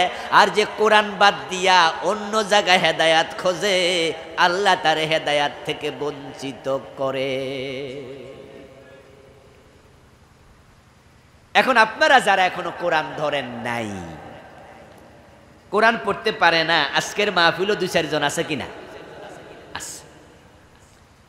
আপনার ব্যাপারে বলছি, আপনি হেদায়াত পাওয়ার ব্যাপারে ঝুঁকিতে আছেন। সাবধান, যে মানুষগুলো কোরআন পড়বে না, কোরআন বুঝবে না, কোরআন মানবে না, তাদের বিরুদ্ধে কিয়ামতের দিন প্রিয় নবী নিজে আল্লাহর কাছে মামলা দেবেন। আপনি তো বসে আছেন রাসূলের সুপারিশের আশায়, অথচ কোরআন যদি না পড়েন, না বোঝেন, না মানেন, সুপারিশ দূরের কথা, উল্টা রাসূলের মামলার আসামি হবেন। আল্লাহ নিজে বলতেছে, ওয়াকালার রাসূলু ইয়া রাব্বি ইন্না কওমি ইত্তাখাযু হাযাল কুরআনা মাহজুরা। আল্লাহ তাআলা বলেন কোরআনের মাঝে, হাসরের দিন আমার রাসূল আমার কাছে বলবেন, ইয়া রাব্বি, ও আমার রব, ইন্না কওমি ইত্তাখাযু হাযাল কুরআনা মাহজুরা, আমার জাতি, আমার কওম, আমার উম্মত অমুক, সে আমার রেখে আসা কোরআন পরিত্যাগ করেছে, তুমি বিচার করো সে কেন কোরআন ছেড়েছে। ও প্রিয় ভাই, ইলম শিক্ষা করা নফল না ফরজ? সবাই বলেন। তলাবুল ইলমি ফরিদা আলা কুল্লি মুসলিম। যত ইলম দুনিয়া শিখবেন, 1 নাম্বার ইলমটা কোরআনের ইলম হওয়া দরকার, আছে না নাই? কোরআনের ইলম শিখাই তো ফরজ। অন্য ইলমের সাথে কোরআন শিখবেন না কোরআনের সাথে অন্য ইলম শিখবেন? কিন্তু বাংলাদেশে কোনটা হইতাছে? ইংরেজি পড়ে, বাংলা পড়ে, ভূগোল পড়ে, বিজ্ঞান পড়ে, ফিজিক্স, কেমিস্ট্রি, বায়োলজি সব পড়ে, কিন্তু কোরআন পড়ে না। যারা পড়ে প্রাইভেট পড়া পড়ে, কারণ সিলেবাসের মাঝে তো কোরআনটা নেই। আমরা মাদ্রাসায় যারা পড়ি, আমরা হুজুররা, আমাদের কথা ভিন্ন। কিন্তু মাদ্রাসায় কত পার্সেন্ট পড়ে? এদেশের 10% লোক তো মাদ্রাসায় পড়ে না, বাকি 90% তো স্কুল কলেজে পড়ে। ওই স্কুলের সিলেবাসে যদি ক্লাস 1-এ কায়দা দিত, তাহলে আমাদের বাচ্চারা ক্লাস 1-এ অ, আ, এ, বি, সি, ডি 1, 2, 3 যেভাবে শিখে ফেলে, ক্লাস 2-তে রিডিং পড়ে, আলিফ বা তা শিখতো, ক্লাস 2-তে কোরআন পড়তে পারতো। ঠিক না? ওখানে হয়ে যেত, সিলেবাসে ঢুকাই দিল। ক্লাস 1-এ কায়দা দেন, ক্লাস 2-তে আমপারা দেন, 10টা সূরা অর্থসহ পড়ায়া দেন, ক্লাস 3-তে আর একটু, ক্লাস 5-এ আর একটু করে সিলেবাসে দেন, ইন্টারমিডিয়েট পর্যন্ত কোরআন হাদিস 100 নাম্বার ঢুকায়া দেন। আপনার সন্তান ইংরেজিও জানবে, আরবিও জানবে, বাংলাও জানবে, সব জানবে। বাবা মারা গেলে বাবার জানাজার ইমাম হতে পারবে। কিন্তু আমার বড় দুঃখ লাগে, আমাদের সরকার 52টা বছর দেশ চালাচ্ছে। এক সরকার তো না, কত সরকার আসলো, কত সরকার গেল। এই সরকারও তো 14-15 বছর ধরে চালাচ্ছে। নতুন নতুন কত সাবজেক্ট আমরা যেগুলো পাই নাই। আমাদের সময় কম্পিউটার সায়েন্স ছিল না, আমাদের সময় গ্রাস্থ বিজ্ঞান ছিল না, আমাদের সময় নতুন এমন কিছু সাবজেক্ট আছে নতুন নতুন ঢুকতেছে, যেগুলো আমাদের সময় ছিল না, প্রয়োজন ঢুকাইছে। যদি নতুন নতুন সাবজেক্ট ঢুকানোর সুযোগ থাকে, আল্লাহর কোরআনটা কি ঢুকানো যায় না? যায় না? যে কায়দা ঢুকানো যায় না? কি টাকার অভাব না আন্তরিকতার অভাব? আহা, কোরআনের সাথে দুশ্মনী, কোরআনের সাথে দুশ্মনী। 52 বছর যারা শিক্ষামন্ত্রী ছিল, 52 বছর যারা প্রধানমন্ত্রী ছিল, প্রত্যেকটা শিক্ষামন্ত্রী, প্রত্যেকটা প্রধানমন্ত্রী হাসরের ময়দানে রাসূলের মামলার আসামি হবে। প্রত্যেকটা। এই মাহফিলে শিক্ষামন্ত্রী কেউ নাই, প্রধানমন্ত্রীও নাই, এখানে এমপিও নাই কেউ। কিন্তু এই যে ভিডিও হইতেছে না, এই ভিডিওর মাধ্যমে এই মেসেজটা ওদের কানেও যাবে ইনশাআল্লাহ। এগুলো লাখ লাখ লোক দেখবে, কোটি কোটি লোক দেখবে। আমার দায়িত্ব হচ্ছে মেসেজ পৌঁছানো, মানা না মানা আপনার দায়িত্ব। বর্তমান শিক্ষামন্ত্রী যিনি আছেন, আচ্ছা তিনি যদি চান সংসদে একটা বিল উত্থাপন করতে, মাননীয় প্রধানমন্ত্রী আমি একটা বিল উত্থাপন করতে চাই, আমাদের স্কুল কলেজগুলোতেও 100 নাম্বার করে কোরআন 100 নাম্বার হাদিস ঢুকাতে চাই, আমাদের ছেলেরা কোরআন হাদিস পড়লে মাদক কমে যাবে। কমবে না? যে হাতে কোরআন ওঠে সে হাতে মদের বোতল উঠবে না। আমিও তো মরবো, প্রধানমন্ত্রী আপনিও তো মরবেন। মরার পরে হুজুর আনতে হবে বাহির থেকে ভাড়া কইরা। কেন? আমার ডাক্তার ছেলে সে কি কোরআন হাদিস পড়লে জানাজার নামাজের ইমাম হইতে পারবে না? আমার ইঞ্জিনিয়ার ছেলেটা পারবে না? আমার প্রফেসর ছেলেটা পারবে না? মাননীয় প্রধানমন্ত্রী বলল যে আরে কথা তো ঠিক, যদি আমাদের সন্তানদেরকে আমরা ইংরেজি অঙ্কের সাথে কোরআন হাদিস শিখাই তাহলে তো মাদক কমে যাবে, সন্ত্রাস কমে যাবে, এবং আমাদের সন্তানরা আমাদের জানাজার নামাজের ইমামতি করবে। ওকে, আমি অনুমতি দিলাম। বলুন তো এই দুই ব্যক্তির উদ্যোগের সাথে 151 জন এমপি যদি হ্যাঁ বলে, প্রত্যেকটা ইউনিভার্সিটি, কলেজে, প্রাইমারি, হাই স্কুলে আল্লাহর কোরআন ঢুকানোর সুযোগ আছে না নাই? সুযোগ থাকার পরেও যারা ঢুকায় নাই রাসূলের মামলার আসামি হওয়া লাগবে। ও আমার দোস্ত, মানুষ যখন কোরআন ছেড়ে দেয় তখন তাদের এলমের ঘাটতির কারণে তারা কুফরি চিনে না, এলমের ঘাটতির কারণে তারা শিরিক চিনে না, এলমের ঘাটতির কারণে তারা নেফাক চিনে না, এলমের ঘাটতির কারণে তারা বেদাত চিনে না, কোন কোন কাজ করলে ঈমান চলে যায় তারা বুঝে না। না বুঝার কারণে যারা কোরআন হাদিস বিবর্জিত মানুষ, এলেম কম, ওই মানুষগুলো শয়তানের চক্করে পইরা যেখানে সেখানে ঈমান হারাইয়া ফেলে। দেখেন আপনি কোরআন মাজিদ আল্লাহ তাআলা শত শত মেসেজ দিয়েছে, নির্দেশ দিয়েছে, তার মাঝে 1 নাম্বার যে শব্দটা ছিল ওটা ছিল কি? নাজিল। যেটা হলো দেখি আলেম ওলামারা বলেন না কি ছিল? ইকরা। প্রথম শব্দ কি ছিল? ইকরা। ইকরা শব্দের অর্থ কি? পড়ো। কি পড়ো? কি পড়ো? বিসমি রাব্বিকাল্লাযী খালাকা, স্রষ্টার সাথে পরিচিত করবে যেই পড়া। পড়ো তোমার রবের নামে, আল্লাহর নামে পড়ো, মানে কোরআন পড়ো। কোরআন পড়তে আল্লাহ 1 নম্বরে বলছে, আল্লাহ বুঝাইছে। আমি 1 নম্বরে নামাজ পড়ো বলি নাই, 1 নম্বরে রোজা রাখো বলি নাই, 1 নম্বরে কোরআন পড়ো বলেছি। আমি আল্লাহ বুঝাই দিলাম আমার কাছে নামাজ রোজার চেয়েও কোরআন পড়ার গুরুত্ব বেশি। কারণ কোরআন যদি আপনি না পড়েন, নামাজ পড়ার পর আপনি বেঈমান হতে পারেন। উদাহরণ দিলে বুঝবেন। আমার ভাইরা বলুন তো, 5 ওয়াক্ত নামাজ পড়ে মসজিদে গিয়ে আল্লাহরে সেজদা দেয়, আবার দরবারে যায় পীরের পায়ে সেজদা মারে, এমন নামাজি বাংলাদেশে আছে না নাই? আচ্ছা, যেই লোকটা পীরের পায়ে সেজদা দিল, লোকটা মোমেন না মুশরিক? তো এর নামাজ তাকে বাঁচাতে পারে নাই। আমার বন্ধু, পীরের পায়ে সেজদা দেয়া শিরিক। এই এলেম যদি থাকতো ও বেটা দিত না। যেমন ধরুন দুর্গা দেবীকে মা বইলা দুর্গা দেবীর পায়ের মাঝে প্রণাম করা, তাকে সেজদা করা শিরিক। বাংলাদেশের সব মুসলমান এটা জানে। তাই কোনো মুসলমান রিক্সাওয়ালার হাতে 10,000 টাকা দিয়া, 20,000 টাকা দিয়া কোনো হিন্দু যদি বলে আমার দুর্গারে তুই মা কই একটা সেজদা মার, মুসলমান রিক্সাওয়ালা টাকাটা ফেলে দেবে, ওই মূর্তিকে সেজদা করতে রাজি হবে না।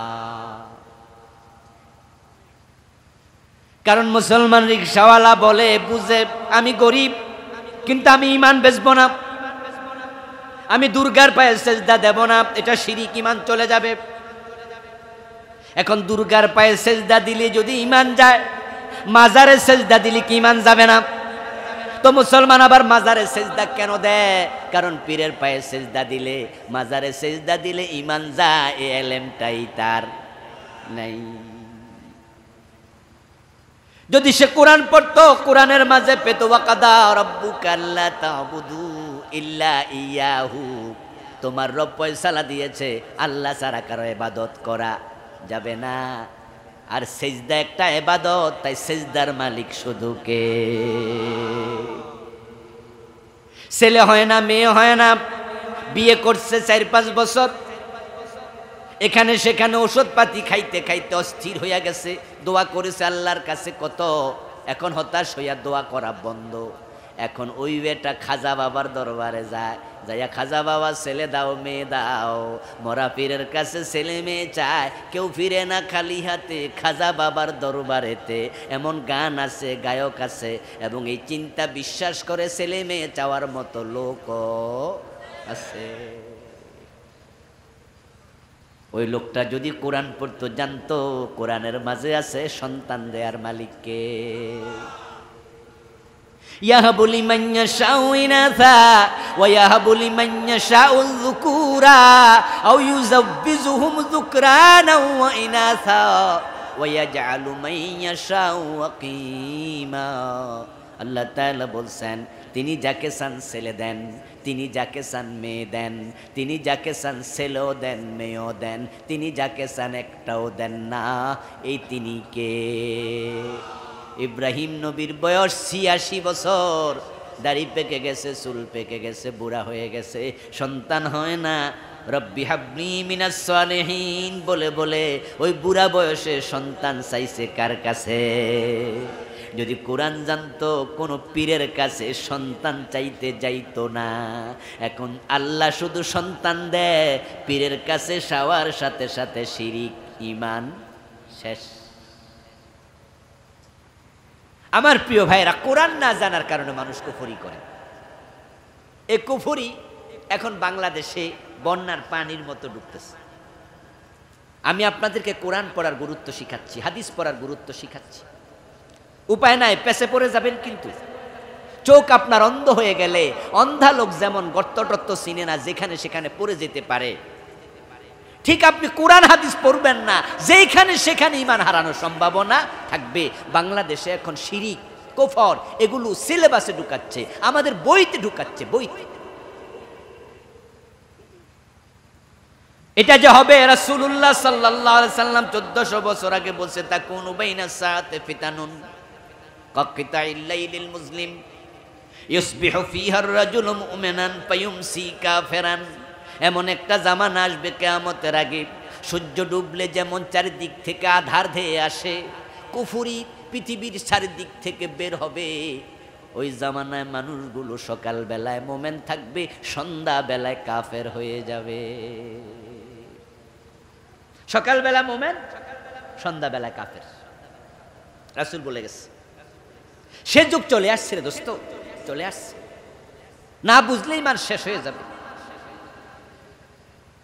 গত বছর 2023 সন গেল, জানুয়ারির 1 তারিখে হলো বই উৎসব। বাচ্চা কাচ্চারা হাতে বই গেল। আমি নিজে একজন শিক্ষক, একটা কামিল মাদ্রাসা, সরকারি মাদ্রাসার আমি শিক্ষকতা করি, মুহাদ্দিসি করি। শুনলাম আমাদের বাচ্চাদের হাতের বইতে ক্লাস 6-এ বান্দরের ছবি দিছে। কিছু মানুষের ছবি সার্কেল করে গোল কইরা 1 নম্বরে বান্দর দিছে।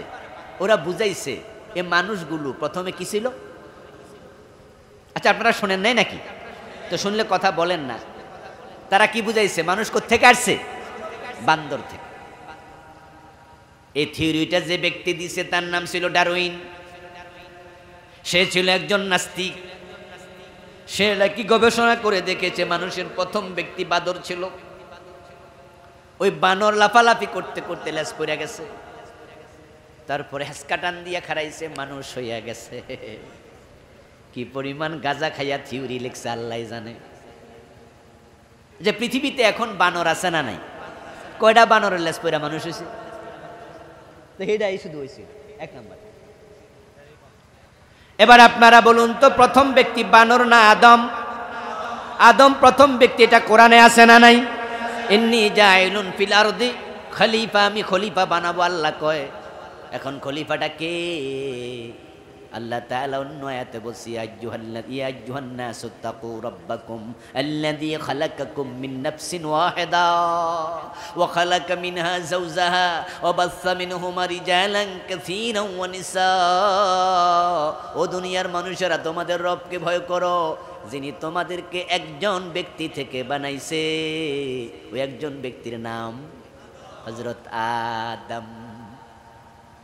এখন ওনারা বাংলাদেশে মুসলমানের দেশ, 92% মুসলমান, সিলেবাসে ঢুকাই দিছে আদম না বান্দর।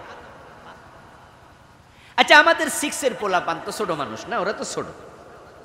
আচ্ছা ওদেরকে যদি ক্লাসে এটা পড়াইতো আর তারা মনে করতো যে হ্যাঁ মানুষ প্রথমে বান্দর ছিল, কোরআনের সাথে যখন সংঘর্ষ লাগে ঈমান থাকে না চলে যায়? কথা বলেন, ঈমান থাকে না চলে যায়? কোরআনে আল্লাহ যা বলেছে এর উল্টা চিন্তা করলে ঈমান শেষ, কুফর, কাফের। সিলেবাসে ঢুকাইছিল। তা আমরা হুজুররা আলহামদুলিল্লাহ গত জানুয়ারি মাসে বই পাওয়ার পরে, মাহফিলের সিজন তো, মাহফিলগুলোতে আমরা এমনভাবে কোয়া শুরু করলাম, ইউটিউবে প্রচার, ফেসবুকে লিখলাম, আলহামদুলিল্লাহ সরকারের কাছে মেসেজ গেল, শিক্ষামন্ত্রী মহোদয় কমিটি বানাইলো, ওই কমিটি রিপোর্ট দিল যে হ্যাঁ এটা সিলেবাসে আছে, অথচ এটা ঈমানের সাথে সাংঘর্ষিক। সরকার সার্কুলার দিয়ে দিল এটা পড়ানো যাবে না। আচ্ছা এবার আপনাদের কাছে আমার প্রশ্ন, যারা বোঝেন তারা একটু জবাব দিয়েন। দেখাই যাচ্ছে শিক্ষিত মানুষ সব এখানে। আচ্ছা যদি আমরা প্রতিবাদ না করতাম, এটা সিলেবাসে থাকতো, আমাদের বাচ্চাগুলো কি ক্লাস 6-এ বেঈমান হয়ে যেত না?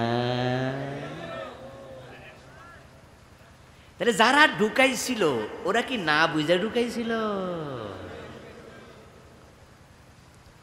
ওরা পরিকল্পনা করে ঢুকাইছে। আচ্ছা 2024 সাল রানিং বছর, আবার 1 তারিখ বই উৎসব হলো, আমাদের বাচ্চারা বই পেল। এবার দেখি ক্লাস 6-এ আরেকটা কুফর ঢুকাইছে, ওইটার নাম হলো শরীফ শরীফার গল্প, ট্রান্সজেন্ডার মতবাদ। কোন ছেলে নিজেকে মেয়ে বলবে তখন সমাজও বলবে হ্যাঁ, কোন যুবতী নিজেকে ছেলে দাবি করবে সমাজ বলবে হ্যাঁ, যে যা মন চায় সেটাই। অথচ ছেলে এবং মেয়ে বানাইছে কে? তো তুমি সৃষ্টির মাঝে বিকৃতি করার অধিকার তোমারে দিল কে? ইসলাম বলেছে নারী পুরুষ হওয়া দূরের কথা, কোন নারী পুরুষের পোশাক পরার অধিকার, কোন পুরুষ নারীর পোশাক পরতে পারবে না। আর ডাইরেক্ট বেড়া বেড়ি হয়ে যেত বহুত পরের কথা। কিন্তু দুঃখজনক কথা হলো এখনো এটা পরিবর্তন হয়নি, এটা সিলেবাসে কিন্তু এখনো রয়ে গেছে। কুফরি আরো আসবে, এই নিয়ে আমি বই লিখেছি কয়েক বছর আগে, নাম দিয়েছি ঈমান, নেফাক, কুফর। এই বইতে আমি 56টা কুফর লিখেছি, যেগুলো আপনারা হয়তো এমন আছেন জানেনই না কুফর। এই বইতে আমি শিরিক লিখেছি 29টা, যেগুলো বাংলাদেশে চলমান। হিন্দুদের দুর্গা পূজা, মুসলমান মাঝখান দিয়া ঈমান হারা। আরে হিন্দু পূজা করুক, এটা হিন্দুর ব্যাপার। ওদের ঠাকুরের ঘরে ওরা যাবে, ওদের মন্দিরে যাবে, মূর্তির ঘরে যাবে, এটা ওদের ব্যাপার। কিন্তু তুমি ঈমান হারাও কোন তালে? এটা কোন নেত্রীর মুখ দিয়া বাইর কইরা দিছে, আর এখন এটা সিলেবাসে ঢুকে গেছে, টেলিভিশনে আসে, পত্রিকায় আসে। একটা স্লোগান হাজার হাজার লোককে বেঈমান বানাচ্ছে। সে স্লোগানটা হলো ধর্ম যার যার, উৎসব সবার। এই স্লোগানটি আপনারা শুনছেন নাকি? শুনছেন? এটা অলরেডি প্রাইমারি সিলেবাসে ঢুকছে এবং এটা নিয়ে কোনো প্রতিবাদ নাই, এটা সহনীয়, এটা গ্রহণ করে নিচ্ছে। অথচ এই স্লোগানটা আল্লাহর কোরআনের একবারে 100% উল্টা। আল্লাহর কোরআনের স্লোগান হলো লাকুম দীনুকুম ওয়ালিয়া দীন। এই আয়াত পারে না কেডা? কে পারে না? ছোট্ট হাফ প্যান্ট পরিন্না পোলা পানিও পারে। বাংলা অর্থ কি? লাকুম দীনুকুম, তোমাদের ধর্ম তোমাদের, ওয়ালিয়া দীন, আমার ধর্ম আমার। দুইটা এক না আলাদা? কথা বলতে হবে এক না আলাদা? তো স্লোগান তো হবে ধর্ম যার, উৎসব তার। আরে আমরা গরু জবাই করি, আমাদের উৎসব কি হিন্দুদের? হিন্দুরা কি গরু জবাই দেখতে আসে? এটা আমাদের মুসলমান। আচ্ছা আপনাদের এলাকায় যদি কোনো হিন্দু থাকে, গরু জবাই করতে আসলে হেরে ডাক দিলে আইবনি? হে রাম রাম কয়ে দৌড় মারবে। তাহলে মুসলমান হিন্দু ধর্মের লোকেরা গরু জবাই দেখতে আসে না, কারণ তাদের ধর্মে গরু জবাই নিষেধ। কিন্তু আপনারা যে হিন্দুদের মন্দিরে যান দুর্গা পূজা করতে দেখতে, আপনাদের ধর্মে মূর্তি পূজা জায়েজ না হারাম? জায়েজ না হারাম? তা আপনি দেখতে যান কেন? বরং হিন্দুদের এমন কিছু মন্দির আছে যেখানে হিন্দুর চেয়ে মুসলমানের ফলাফান বেশি, বরং মূর্তি সামনে থেকে বাতাসা নিয়ে খায়লা, জিলাপি লয়ে দৌড় মারে, এবং এমন ভিড় জমায় মুসলমানের ঠেলা হেরা পূজাও করতে পারে। স্লোগান দিলেন ধর্ম যার যার উৎসব সবার। আপনার ধর্মে তো হিন্দুদের মূর্তি পূজা উৎসব হতে পারে না, মূর্তি পূজা করা হারাম, হারাম কাজ কখনো উৎসব হতে পারে না। আমার প্রিয় ভাই, হাতের রেখা দেখানোর জন্য গণকের কাছে যায় এমন মুসলমানের সন্তান আছে না নাই? অথচ এক সেকেন্ড পরে কি হবে আল্লাহ ছাড়া কেউ জানে না। আর ওই বেড়ার কাছে যায় আগামী মাসের ভাড়া কাটাইব, মালয়েশিয়া ভিসা লাগবে কিনা বেড়ারে জিগাইতে যায়, স্যার ভিসা লাগবো নি? বেড়া কয়ে দিছে যে হ্যাঁ ভিসা লাগবো। খুশি হয়ে 1000 টাকা দিয়ে আইছে। বসুন্ধরা শপিং মলে বাবা লিটন দেয়ান বসে আছে, অতীত ভবিষ্যৎ ভূত পূর্ব সব জানে। অথচ বসুন্ধরা শপিং মলে 3 বার আগুন লাগছে, বেড়া নিজের আগুনের খবরই। আমার প্রিয় ভাই, বেদাত শিরক অভাব নাই দেশ। আজকে আর সামনে বেশি যাব না। আমার লিখা 7টি বই আছে আলহামদুলিল্লাহ, সামনে গাড়িতে পাবেন, ড্রাইভারের কাছে আছে। এই বইগুলো খুব জরুরি লিখেছি আমি। কোরআন হাদিস পড়বেন, আপনি বুঝবেন কোনটা হক কোনটা বাতিল। প্রিয় নবী বিদায় হজের ভাষণে বলে গেছেন, আমি তোমাদের মাঝে 2টি জিনিস রেখে গেলাম, যতদিন আঁকড়িয়ে ধরবে ততদিন পথ হারা হবে না। একটা হলো আল্লাহর কিতাব কোরআন, আর একটা আমার সুন্নাহ হাদিস। এজন্য আপনারা যারা কোরআন পড়তে পারেন না, দয়া করে কোরআনটা পড়েন। যারা পড়তে পারেন বিশুদ্ধ অর্থ পড়েন। পুরা কোরআন বিসমিল্লাহর বা থেকে মিনাল জিন্নাতি ওয়ান নাসের সিন পর্যন্ত একবার হলেও শেষ করবেন।